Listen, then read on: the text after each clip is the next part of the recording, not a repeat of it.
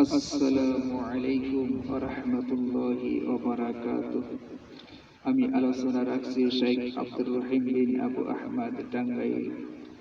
আজকে 134তম আলোচনা।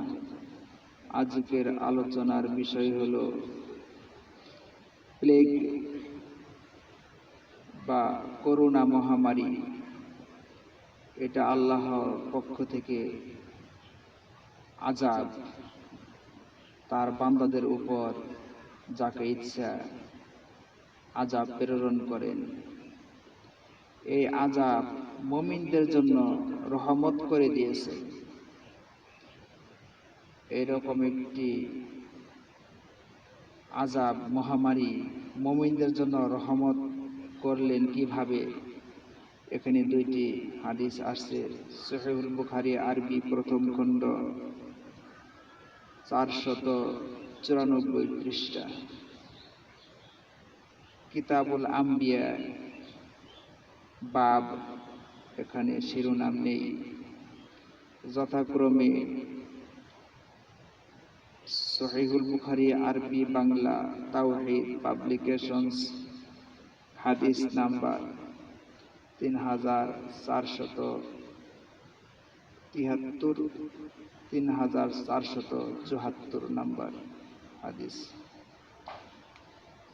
ইন্নাল হামদুলিল্লাহি ওয়াহদাহু ওয়াসসালাতু ওয়াসসালামু আলা মান লা নাবিয়্যা বা'দাহু, আম্মা বা'দ। حدثنا عبد العزيز بن عبد الله قال حدثنا مالك عن محمد بن المنكدر وعن أبي النضر ومولى عمر بن عبيد الله عن عامر بن سعد بن أبي وقاص عن أبيه أنه سمعه يسأل أسامة بن زيد ماذا سمعت من رسول الله صلى الله عليه وسلم في الطاعون। সাদ বিন আবু ওয়াক্কাস রাদিয়াল্লাহু তাআলা আনহু উসামা ইবনে যায়েদ রাদিয়াল্লাহু তাআলা আনহুকে জিজ্ঞাসা করলেন, ইয়াসআলু উসামা ইবনে যায়েদ মাযা সামি'তা মির রাসূলিল্লাহি সাল্লাল্লাহু আলাইহি ওয়াসাল্লাম ফি তাউনি, যে আপনি রাসূলুল্লাহ সাল্লাল্লাহু আলাইহি ওয়াসাল্লাম হতে প্লেগ মহামারী সম্বন্ধে কি শুনেছেন?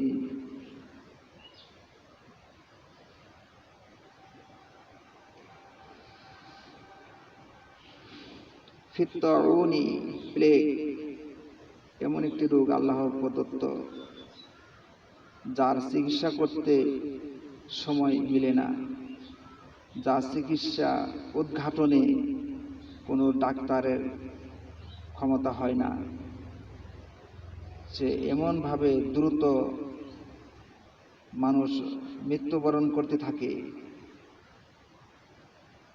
একবারে মৃত্যুবরণ করতে করতে এলাকা সাফ হয়ে যায়। তো এখানে বলা যায় ফিত্তাউন, যে সাদ বিন আবি ওয়াক্কাস রাদিয়াল্লাহু তাআলা আনহু উসামা ইবনে যায়েদ রাদিয়াল্লাহু তাআলা আনহু বললেন, জিজ্ঞেস করলেন নবী রাসূল সাল্লাল্লাহু আলাইহি ওয়াসাল্লাম হতে প্লেগ মহামারী সম্বন্ধে কি শুনেছেন? فقال أسامة قال رسول الله صلى الله عليه وسلم الطاعون رجس। উসামা রাদিয়াল্লাহু তাআলা আনহু বলেন, রাসূলুল্লাহ সাল্লাল্লাহু আলাইহি ওয়াসাল্লাম বলেছেন, প্লেগ হলো আল্লাহর আযাব, ইহা একটি আযাব। উরসিলা আলা তাইফাতিন মিন বানি ইসরাঈলা ওয়া আলা মান কানা ক্বাবলাকুম। আল্লাহ তাআলা বানি ইসরায়েলের এক সম্প্রদায়ের উপর এই আযাব প্রেরণ করেছিলেন। তো এই বনী ইসরাইল এক সম্প্রদায়ের উপর এই আযাব পতিত হয়েছিল।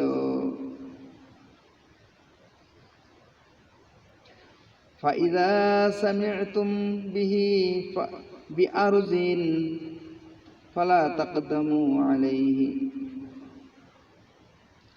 আর যখন কোনো স্থানে প্লেগ মহামারী প্রকাশ পেয়েছে, ছড়িয়ে পড়ছে বলে শুনতে পাবে, আর যখন কোনো স্থানে প্লেগ মহামারী ছড়িয়ে পড়ছে বলে শুনতে পাবে, ফালা তাকদিমু আলাইহি, সেখানে যাবে না। ওয়াইদা ওয়াকা বিআরযিন ওয়া আনতুম ফিহা, আর যখন এমন জায়গায় প্লেগ মহামারী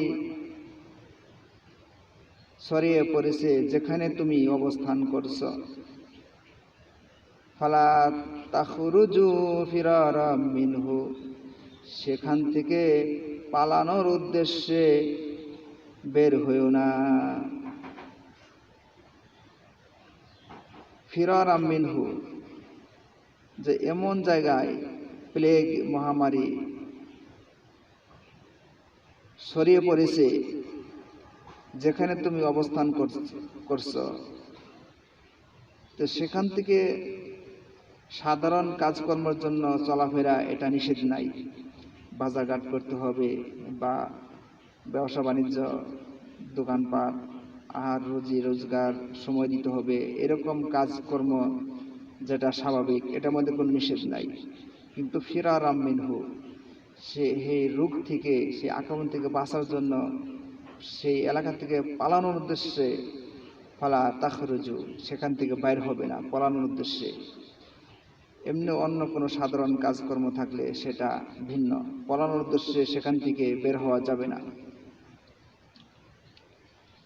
এই হাদিস থেকে আমরা জানলাম যে প্লেগ এমন একটি আযাব, যে আযাবের নিয়ন্ত্রণ আল্লাহর হাতে, যাকে ইচ্ছা তাকে সে আযাবটা দেন।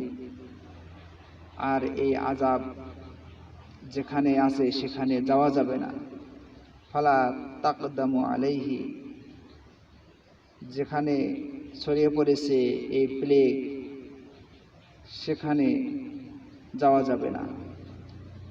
আর যেখানে আযাব ছড়িয়ে পড়ছে যে জায়গায়, অর্থাৎ সেখানে তুমি অবস্থান করছো, তাহলে সেখান থেকে বের হওয়া যাবে না পলানোর উদ্দেশ্যে, সে আযাব থেকে বাঁচার উদ্দেশ্যে সেখান থেকে বের হওয়া যাবে না।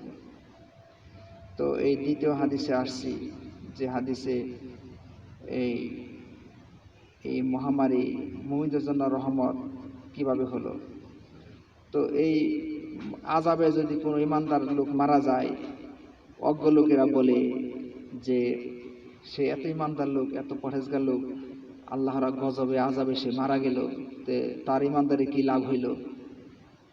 এটা তো সে ইমানদার প্রমাণ হইল না। তা আল্লাহর আযাবে মারা যায়, সে তো ইমানদার না, এটা অজ্ঞ লোকেরা বলে। তার উত্তর এখানে দ্বিতীয় হাদিসে আসছে।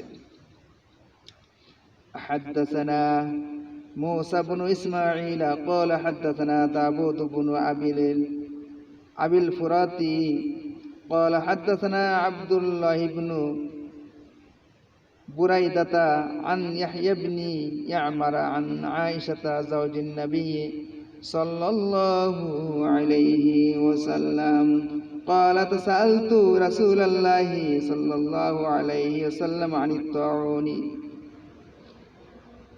فأخبرني أنه عذاب। আয়েশা রাদিয়াল্লাহু তাআলা আনহা হতে বর্ণিত, তিনি বলেন, সাআলতু রাসূলুল্লাহ সাল্লাল্লাহু আলাইহি ওয়াসাল্লাম, যে আমি রাসূলুল্লাহ সাল্লাল্লাহু আলাইহি ওয়াসাল্লামকে জিজ্ঞেস করলাম, ফিত্তাউনি, প্লেগ মহামারী সম্পর্কে। ফাআখবারানি আন্নাহু আযাবুন, রাসূল সাল্লাল্লাহু আলাইহি সাল্লাম আমাকে বললেন, ইহা একটি আযাব। বা'আসাহুল্লাহু আলা মান ইয়াশাউ মিন ইবাদিহি, আল্লাহ তাআলা তার বান্দাদের মধ্য থেকে যাদের ইচ্ছা তাদের উপর আযাব প্রেরণ করেন। বা'আসাহুল্লাহু, আল্লাহ প্রেরণ করেন, আলা মান ইয়াশাউ মিন ইবাদিহি, তার বান্দাদের মধ্য থেকে যাদের উপর ইচ্ছা তাদের উপর এই আযাব প্রেরণ করেন। ওয়া আন্নাল্লাহা সুবহানাহু জাআলাহু রাহমাতাল লিল মুমিনিন, আর আল্লাহ তাআলা মুমিনদের জন্য উক্ত আযাব রহমত করে দিয়েছেন। রাহমাতাল লিল মুমিনিন, এই আযাবটি মুমিনদের জন্য রহমত। এখন মুমিনদের জন্য আযাব রহমত কিভাবে? এখানে শর্ত আছে। শর্ত হলো লাইসা মিন আহাদিন ইয়াকাউ তাউন ফায়ামকুসু ফি বালাদিহি সাবিরান মুহতাসিবান ইয়ালামু আন্নাহু লা ইউসিবুহু ইল্লা মা কাতাবাল্লাহু লাহু। লাইসা মিন আহাদিন ইয়াকাউ তাউন ফায়ামকুসু ফি বালাদিহি,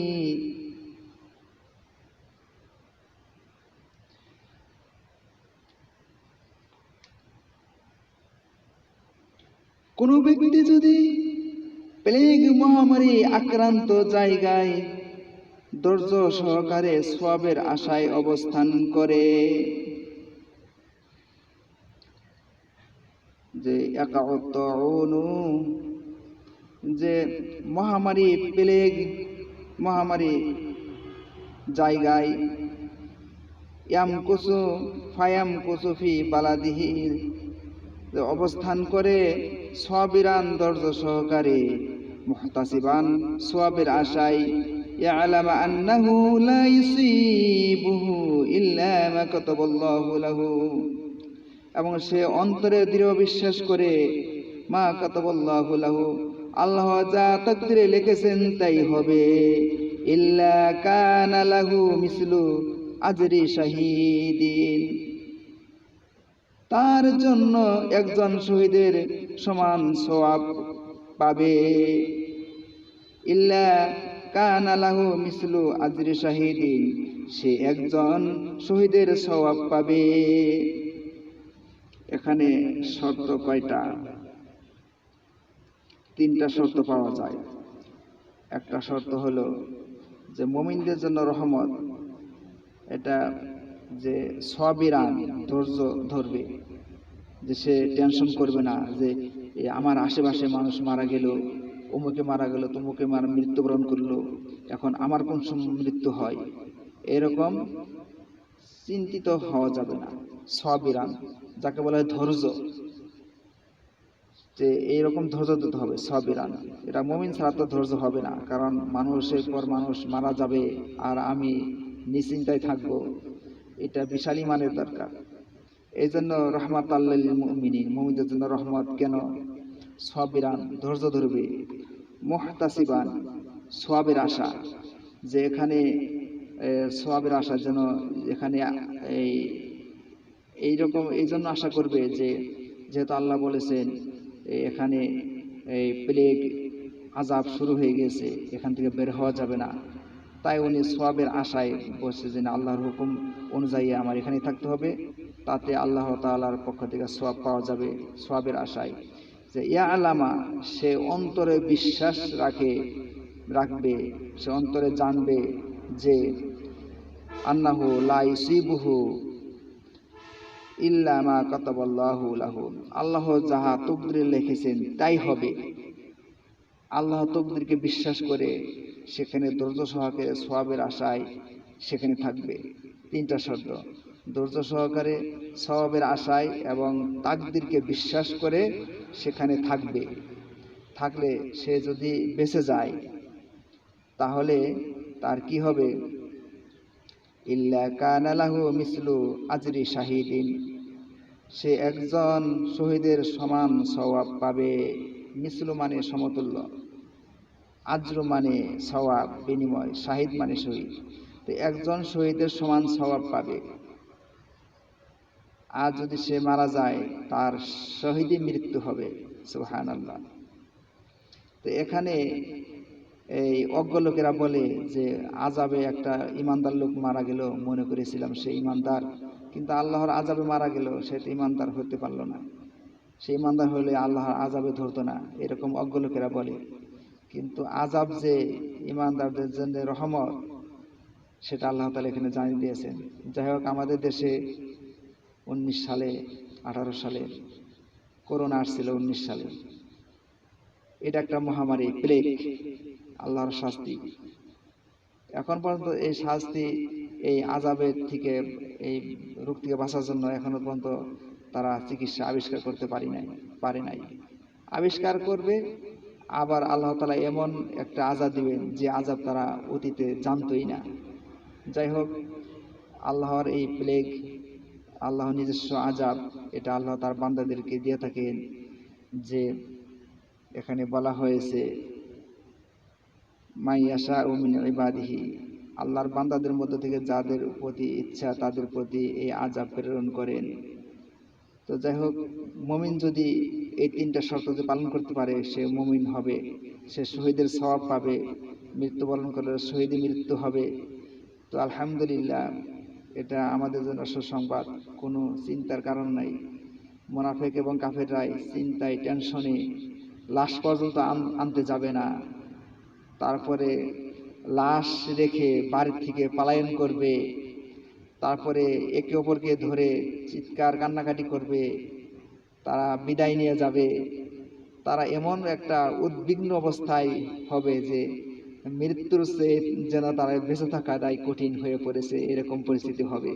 বা এরকম হয়েছেও, যে এরকম আমি দেখেছি আমাদের 19 সালে যে করোনা নামক যে প্লেগ মহামারী, এই সময় দেখেছি যে সে ঘরে মৃত্যুবরণ করছে, বাপ মা সন্তানাদি তাদেরকে ফেলে পালিয়ে যে চলে গেছে, সেটা সে লাশ ধোয়া এবং দাফন করা, জানাজা পড়া কিছুই করতে পারেনি, পৌঁছে করে সেখানে হয়ে গেছে।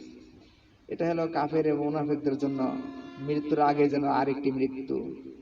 যাই হোক, আল্লাহ তাআলা মুমিনদের জন্য যে রহমত করে দিয়েছেন, আলহামদুলিল্লাহ, আল্লাহ তাআলা প্রতি শুকরিয়া, আলহামদুলিল্লাহ।